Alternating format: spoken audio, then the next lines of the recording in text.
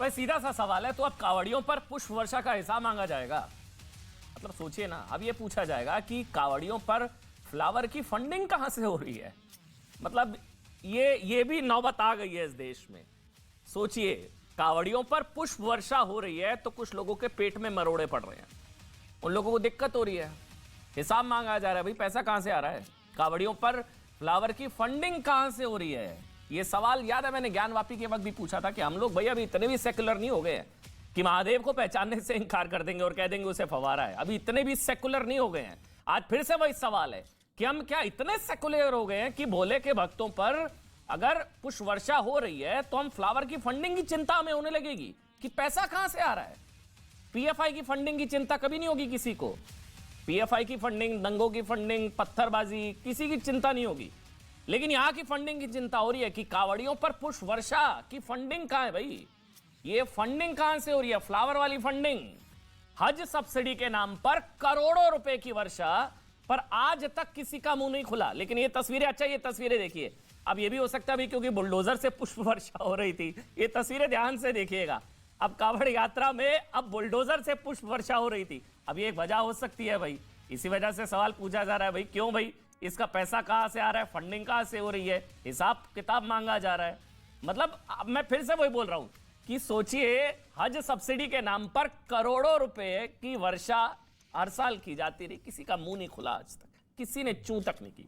लेकिन कावड़ियों पर पुष्प वर्षा की फंडिंग का, पैसे का हिसाब मांगा जा रहा है क्योंकि कावड़ियों पर आसमान से फूल बरस रहे हैं, सड़क पर फूल बरस रहे हैं, बुलडोजर से फूल बरस रहे हैं, क्रेन से फूल बरस रहे हैं, सरकार फूल बरसा रही है, पुलिस फूल बरसा रही है, प्रशासन फूल बरसा रही है। बरसाने चाहिए भाई, क्यों नहीं बरसाने चाहिए?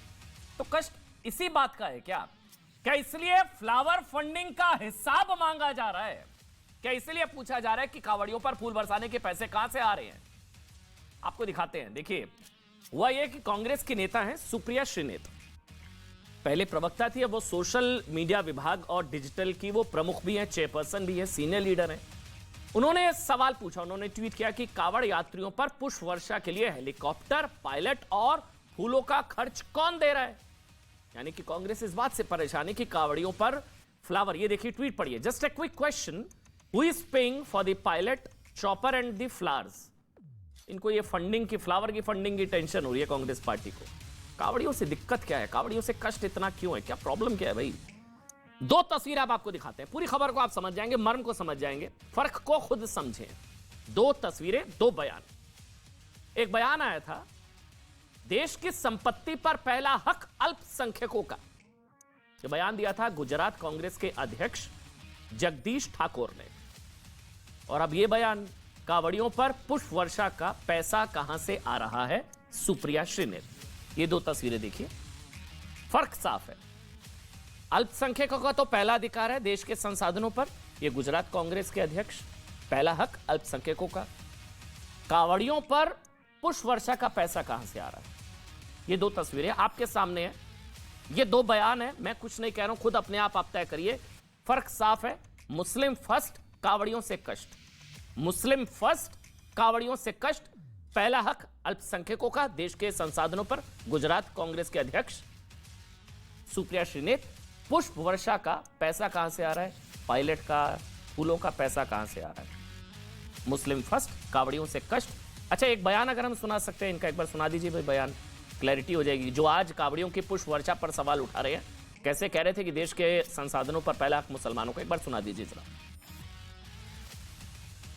ડંકાની ચોટ ઉપર આ દેશના પ્રધાનમંત્રી એમ કહેતા હતા કે આ હિન્દુસ્તાનની તિજોરી ઉપર સૌથી પહેલો અધિકાર માયનો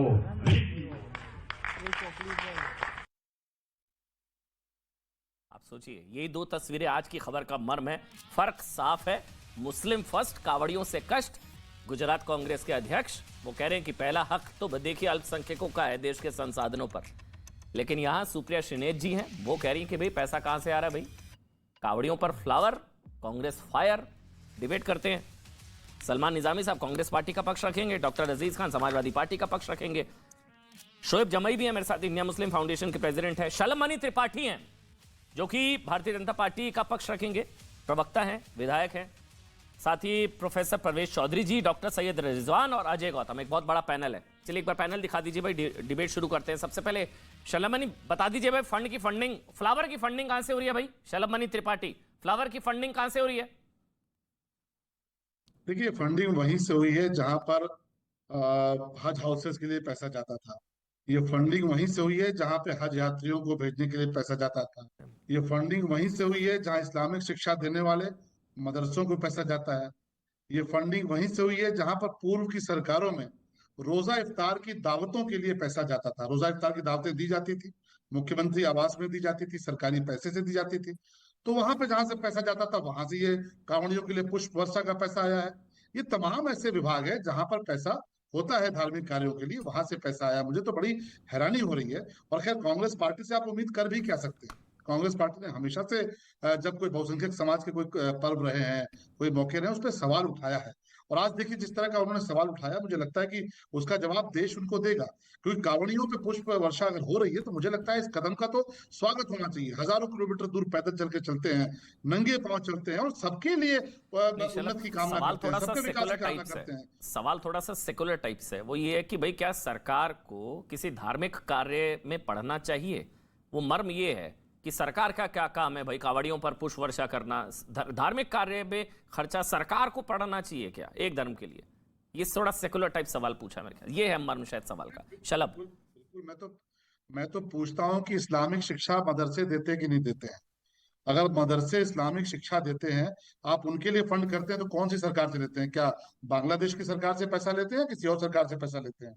अगर आपकी हज हाउसेस बनते हैं बड़े बड़े अरबों रुपए खर्च करके, तो वो क्या धार्मिक कार्य के लिए नहीं होते? क्या उनके लिए पैसे नहीं होते?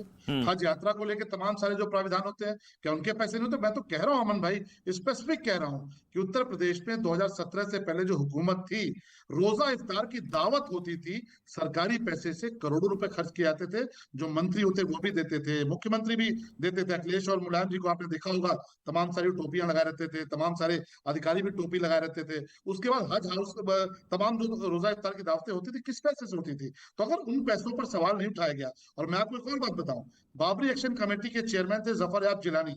बाबरी एक्शन कमेटी के जो चेयरमैन थे जफर याब जिलानी को बाबरी मस्जिद का मुकदमा लड़ने के लिए समाजवादी पार्टी की सरकार ने एजी बनाकर लाखों रुपए की तनख्वाह दी। वो पैसा क्यों दिया गया? बाबरी का मुकदमा सरकार क्यों लड़े?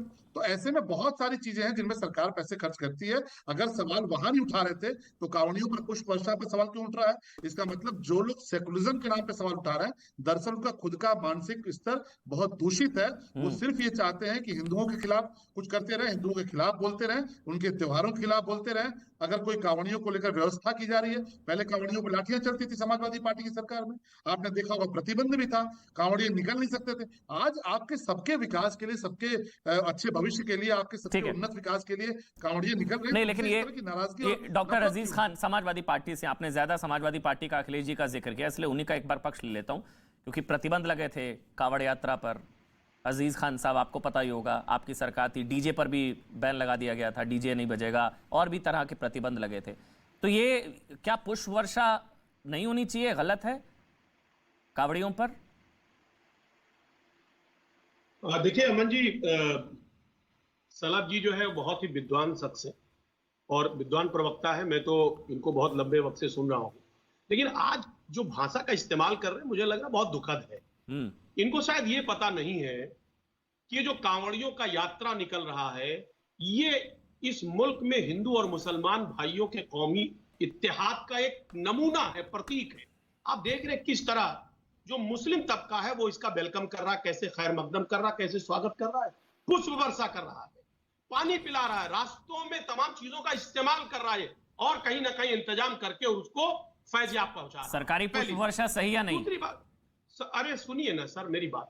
देखिए, मैंने कहा सरकार को पुष्प वर्षा करना चाहिए, बिल्कुल करना चाहिए, और सभी सरकारों को करना चाहिए। उसके साथ साथ जो पब्लिक है उसको भी पूरी तरह से स्वागत और खैर मकदम करना चाहिए। इसमें कहीं कोई विरोध नहीं है, बिल्कुल होना चाहिए। समाजवादी पार्टी का मानना है कि चूंकि आस्था का विषय है और आस्था में आप लोगों ने तो बैन करा दिया था, आप लोगों ने तो डीजे बैन करा दिया, आप लोगों ने तो कावड़ यात्रा पर प्रतिबंध लगा दिया था। अरे आपने कहा फूल बरसाए थे? शायद फूल नहीं, बरसाए थे नहीं, आप नहीं, लोगों अभी ने? अरे देखिए आप लोगों ने फूल बरसाए थे? एक तो बड़ी समस्या ये है ना, आप पूरी बातें नहीं करने दे रहे, बात कंप्लीट आएगी नहीं तो इनकम्प्लीट रह जाएगी बात। अमन भाई देखिए बात ये है कि उन्होंने कहा कांवड़ यात्रा पर रोक, ऐसा कभी नहीं था। हमारी सरकार ने हाई कोर्ट के नॉर्म को फॉलो किया था, कोई प्रतिबंध नहीं लगाया था, पहली बात डीजे पे। दूसरी बात मैं ये बताना चाहूंगा, नॉर्म हिंदू देखिए, त्योहारों सारी के लिए चीजें आप, अरे सुनिए ना सर, अरे भाई सुनेंगे आप? हाँ बोलिए। भाई अमन जी देखिए, अगर बात करने दे तो मुझे बात करने दे, अदरवाइज छोड़िए आप, मैं बात ना करूं। नहीं बोलिए। मैं अच्छा बस ये बताइएगा, आप लोगों ने बिल्कुल फूल बरसाए थे क्या? कोई ऐसी फोटो वीडियो कुछ है क्या कावड़ियों पर? अगर मैं मिस कर रहा हूँ। बरसाए थे नहीं बरसाए थे, लेकिन मैं ये जरूर बताऊंगा। अभी आपने बोला सारी सरकारों को बरसाने चाहिए, मुझे लगा मैं, अजीज खान साहब मैं मिस कर गया हो सकता है। अरे मैं सुन तो लीजिए। हाँ आप ही बोलिए। हाँ मेरा बस ये था अजीज खान साहब, मैं आपके साथ था। आपने बोला कि सारी सरकारों को बरसाने चाहिए, क्या आप लोगों ने बरसाए थे? आपकी सरकार ने पुष्प वर्षा की थी कावड़ियों पर? बड़ी मुसीबत है, असल में आपकी आदत पड़ गई है कि आप अरे दूसरों को बोलने नहीं अजीज दे खान साहब, क्या आप लोगों ने करी थी पुष्प वर्षा, हाँ या ना? मैं वही कह रहा हूं ना, करी थी ना, पुष्प वर्षा करनी चाहिए नहीं करनी चाहिए उन नौजवानों पर जो आज कांवड़ियों के रूप में पूरी तरह से वो कहीं ना कहीं अपने सपनों को लेकर आगे बढ़ रहे हैं। वो आदिल की बात कर रहे हैं क्या आप? आदिल कमाल की नहीं बात कर रहे हैं? जब रोजगार है, आप आदिल और कमाल की बात कर रहे हैं जो कावड़िया बनकर मजार तोड़ रहे थे, उनके सपने। आप ही बोलिए, मत मुझे बोलने मत दीजिए, छोड़िए, आप ही बोलिए। अजीज खान साहब, क्या आप लोगों ने पुष्प वर्षा करी थी, हाँ या ना? अमन भाई ये तरीका नहीं, फिर अगर आपको बोलना है तो आप बोलिए। अच्छा ऐसा करिए, अजीज खान साहब बोलेंगे, अजीज खान जी के लिए टाइमर चलाइए, वो पूरा बोलेंगे, कोई बीच में नहीं बोलेगा। मैं सवाल ले रहा हूं अजीज भाई, आप कोशिश करिएगा उसका जवाब दे पाए। अजीज भाई, क्या आप लोगों ने पुष्प वर्षा करी थी, हाँ या ना? अब आप बोलिए, आपका टाइमर है, बोलिए अब आप, कोई बीच में नहीं बोलेगा भाई, बोलिए। देखिए मैंने कहा पुष्प वर्षा कर रही है ये सरकार, अच्छी बात है, हमें इसका विरोध नहीं है, लेकिन इस सरकार को यह भी सोचना है कि यही रोजगार, यही बेरोजगार युवा जो है वो लगातार लाठियां खा रहा था। अभी थोड़े दिन पहले इन पर लाठियां बरसाई गई। आखिर सरकार ने, एक तरफ सरकार लाठियां भांज रही है, दूसरी तरफ पुष्प वर्षा कर रही है। और यही उत्तर प्रदेश है जो नीति आयोग की रिपोर्ट आप देखें, भारतवर्ष में सबसे गरीब दूसरे प्रदेश के रूप में ये है। आज ये यही उत्तर प्रदेश है, यही देश है। 29 किसान पर डे आत्महत्या कर रहा है, उस पर पुष्प वर्षा कौन कर रहा है? 42 बेरोजगार पर डे आत्महत्या कर रहा है, 103 दिहाड़ी मजदूर पर डे आत्महत्या कर रहा है। एनसीआरबी का आंकड़ा है साहब, उस पर भी तो पुष्प वर्षा होना चाहिए, उस पर भी तो ख्याल करें। आज किसानों की स्थिति क्या है, बेरोजगारों की स्थिति क्या है? डॉलर 80 के पार चला गया, डीजल 100 के पार चला गया, बेरोजगारी चरम पर है, गैस 1000 के पार। साहब उस पर भी तो काम करेंगे। पुष्प वर्षा अच्छी बात है, हम समर्थन करते हैं, बिल्कुल होना चाहिए, लेकिन यही नौजवान हमारा है, यही नौजवान पर लाठियां नहीं चलनी चाहिए। बहुत अच्छी बात उठाई है मेरे ख्याल से अजीज खान साहब ने, बहुत सही बात बोली। बेरोजगार है, युवा है, हम सभी मेहमानों को अजीज भाई की बात पर गौर करना चाहिए। अजीज भाई ने बिल्कुल सही बात बोली कि जब देश में महंगाई थी, जब देश में अर्थव्यवस्था चरमराई हुई थी, तब हज सब्सिडी बंद कर दी गई थी। होना चाहिए ऐसा, जब महंगाई बढ़े, बेरोजगारी बढ़े, अर्थव्यवस्था थोड़ी चरमराए, तब हज सब्सिडी को बंद कर दिया गया था। भाई ऐसा नहीं है, तो अब महंगाई है तो फिर ये पुष्प वर्षा नहीं होनी चाहिए। डॉक्टर रिजवान अहमद, एक कमेंट में आपका ले लेता हूं, उसके बाद मैं आगे बढ़ूंगा। डॉक्टर रिजवान अहमद, क्या सरकार को किसी धार्मिक काम काज में पढ़ना चाहिए या नहीं पढ़ना चाहिए? भाई सरकार सेकुलर, तो फिर पुष्प वर्षा एक धर्म के लिए क्यों? डॉक्टर रिजवान अहमद। जी हाँ, शुक्रिया। जय हिंद, वंदे मातरम। आपने मेरे मुंह की बात छीन ली कि जो अभी हमारे अजीज खान भाई बात बोल रहे थे, या यूं कहें सरकार को हिदायत दे रहे थे, ज्ञान दे रहे थे बेरोजगारी पर, युवाओं पर। आपने मेरे मुंह की बात छीन ली कि जब रोजा इफ्तार हो रहे थे तो क्या रोजगारी का बिल्कुल मुद्दा खत्म हो गया था? युवा बेरोजगार नहीं थे, सारी कानून व्यवस्था ठीक हो गई थी, सारे प्रदेश की समस्याएं क्या ठीक हो गई थी, और उसके बाद रोजा इफ्तार का सिलसिला शुरू हुआ था। तो जो भाषा अजीज खान भाई आज बोल रहे हैं, अगर सपा के टाइम पर इन लोगों ने ये बातें बोली होती कि रोजा इफ्तार कराने से कोई फायदा नहीं है, लाभ नहीं है, युवाओं के रोजगार की बात करो, तो शायद योगी जी की सरकार ही ना बनती, अखिलेश यादव रिपीट करते।